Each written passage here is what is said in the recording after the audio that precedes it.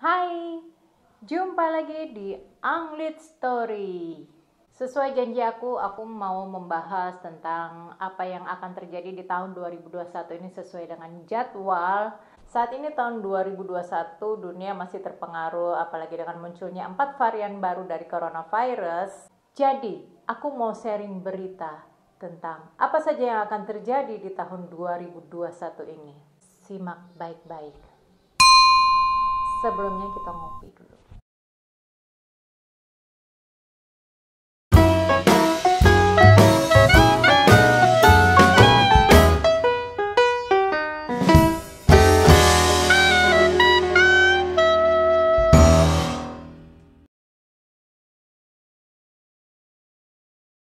Setelah serangan coronavirus di akhir tahun 2019 dan telah menyebar di dunia pada tahun 2020, banyak negara berlomba-lomba untuk menciptakan vaksin. Semuanya ingin mendapat predikat, siapa negara yang menciptakan vaksin yang paling ampuh dan siapa negara yang berbaik hati untuk menyebarkan vaksin tersebut. Apalagi dengan cuma-cuma. Kebijakan vaksin terutama akan lebih sering diperdebatkan antara siapa yang paling berhak untuk mendapatkannya dan kapan. Tapi yang patut diperhitungkan juga adalah berapa banyak orang yang akan menolak vaksin. Dalam 6 bulan ke depan di tahun 2021 ini kita akan melihat akan banyak vaksin-vaksin baru dari kandidat terpercaya Pfizer-BioNTech. Jadi vaksin pada umumnya dibuat memakan waktu 10-20 tahun, tapi untuk yang satu ini sudah ada lebih dari 320 proyek. Beberapa vaksin dibuat dengan cara lama seperti melawan virus dengan cara melemahkan virus. Vaksin Pfizer menerapkan sistem imun dengan gen virus. Beberapa vaksin juga dibuat dengan skala yang besar dan dengan cara yang mudah. Pada akhir 2021 diharapkan jumlah vaksin sudah cukup banyak untuk melawan penyebaran coronavirus dan coronavirus pun perlahan-lahan akan lenyap dari muka bumi. China dan Rusia sudah menyuplai vaksin sebagai soft power mereka. 50 negara maju sudah menyatakan efektivitas vaksin bekerja 80% dan menekan laju kematian COVID-19 sekitar 33%.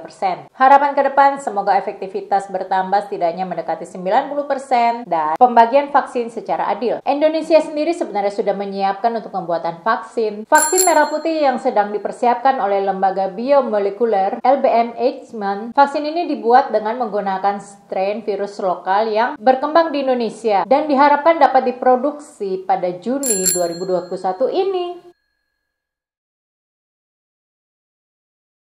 Jadi tahun 2020 kemarin memang tahun yang apes bagi banyak negara ya. Tak jarang banyak pabrik tutup dan tingkat pengangguran meningkat. Tapi yang ini aku mau cerita tentang seputar di Indonesia saja. Setelah Indonesia resmi resesi pada 5 November 2020, namun dengan naiknya IHSG, menandai kinerja ekonomi sesuai dengan ekspektasi pasar. Sepertinya pengumuman resesi ini tidak begitu memberi pengaruh. Yang ada, hasil pemilihan Presiden Amerika Serikat malah memberikan sentimen positif. Indonesia menempati posisi 7 dari 10 daftar negara berpendapatan kecil dan menengah dengan utang luar negeri terbesar di dunia. Urutan pertamanya dianugerahkan kepada Cina. Namun terpilihnya Indonesia sebagai Country Strategy Dialogue oleh WEF karena dianggap sebagai negara yang berperan besar dalam ekonomi kawasan dan global. Juga dianggap mampu menjalankan kebijakan, menjaga keseimbangan untuk penanganan pandemi dan pemulihan ekonomi nasional. Jadi kita perlu tahu nih, apa saja sih langkah pemerintah untuk perbaikan ekonomi yang ditujukan dari sisi demand. Menjaga konsumsi dengan cara menambah sembako, kartu prakerja, tarif listrik dibebaskan, penyaluran program keluarga harapan, fokus ke stimulus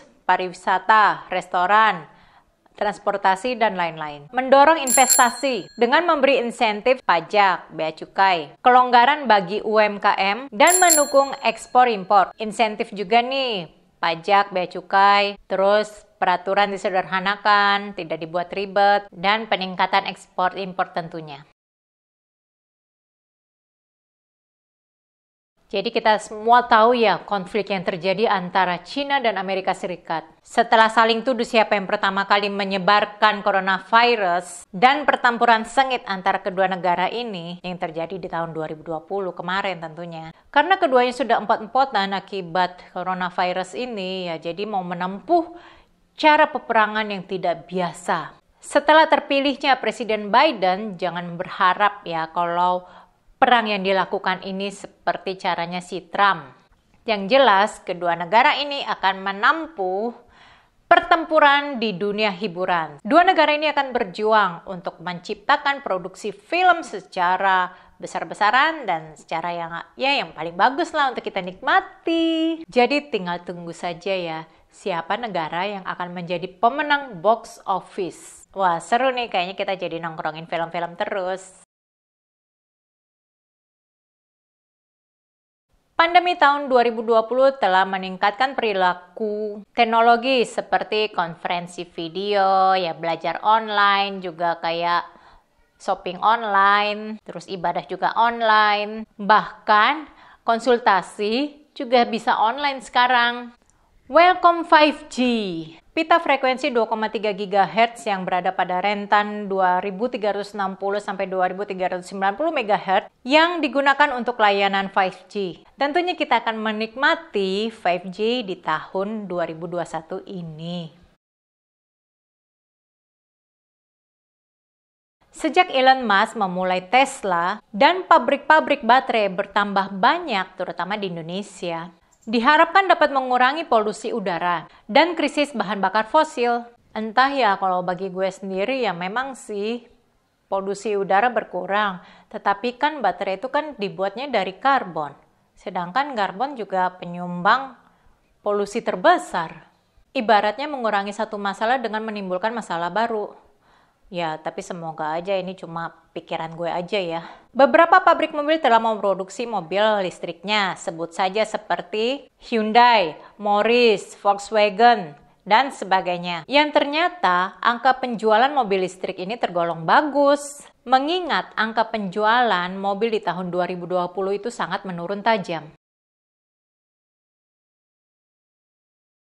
Persetujuan Paris atau Paris Agreement adalah perjanjian dalam konvensi kerangka kerja perubahan iklim Perserikatan Bangsa-Bangsa atau United Nations Framework Convention and Climate Change mengenai mitigasi emisi gas rumah kaca, adaptasi dan juga keuangan. Jadi sebenarnya Paris Agreement ini mau dilaksanakan tahun 2020 lalu, tapi karena keburu coronavirus menyebar, ya, jadi ditunda deh. Semoga tahun ini dapat dilaksanakan. Tahun 2019, si Donald Trump waktu masih menjabat menjadi Presiden Amerika itu menyatakan keluar dari Paris Agreement karena menurut dia, Paris Agreement hanya menguntungkan beberapa negara saja dan banyak menyebabkan beberapa pihak menderita kerugian seperti hilangnya pekerjaan dan ruginya perekonomian negara Amerika Serikat. Amerika Serikat ini adalah penyumbang emisi karbon global, gas efek rumah kaca, terbesar kedua setelah Cina yaitu sebesar 16%. Kalau Indonesia 1,49%. Tapi rencananya Amerika mau join lagi nih setelah si Biden dilantik menjadi presiden pada tanggal 21 Januari nanti. Semoga ya. Ya, karena setiap tahunnya kan diperhitungkan 3,2 cm itu permukaan air laut naik. Apalagi kabarnya nanti kalau pada 10 tahun kemudian.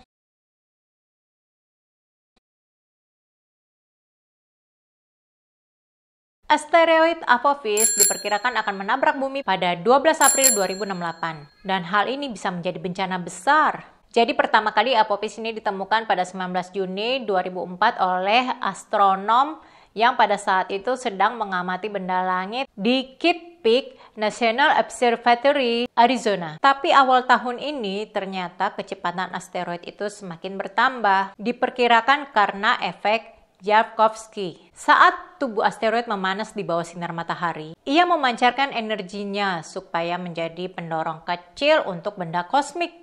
Sebelumnya para ahli mengatakan ya kalau tabrakan ini tidak akan mungkin terjadi, tapi sekarang mereka berpandangan lain. Badan Antariksa Amerika Serikat atau yang dikenal dengan NASA memiliki misi DART untuk menghalau asteroid Apophis ini. DART yang merupakan singkatan dari Double Asteroid Redirection Test akan diluncurkan pada Juni 2021. Pesawat ini akan menabrak asteroid untuk mencegah asteroid itu menabrakkan diri dengan bumi. Udah gitu aja. Baiklah, terima kasih untuk kamu yang sudah nonton video ini. Dan kalau kamu punya pertanyaan-pertanyaan, kamu bisa komen di bawah.